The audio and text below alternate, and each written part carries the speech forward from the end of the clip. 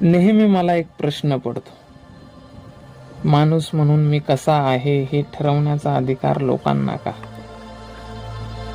हे ठरवण्यासाठी त्यांची पात्रता किती आणि कशी आहे हाही मला प्रश्न पडतो.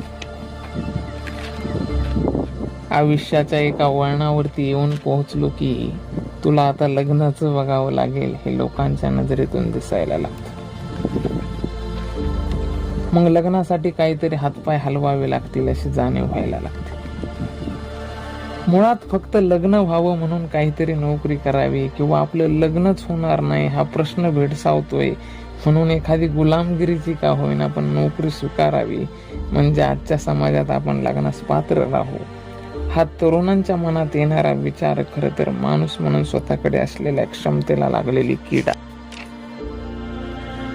तरुण डोळ्यांना प्रेमाची फुलं आकर्षित करतात. ते त्या फुलांमागे धावतात, त्याला आपलंसं करू पाहतात. पण बहुतेक डोळ्यांना ते फुल दुसऱ्याच्या ओंजळीत जातानाच बघावं लागतं. समाजाविरुद्ध जाऊन त्या प्रेमाच्या फुलाला आयुष्यभर आपलंसं करण्याची ताकद त्या हृदयांमध्ये नसते. असो, आजकाल तुम्ही माणूस म्हणून कसे आहात याला जास्त महत्व नाही.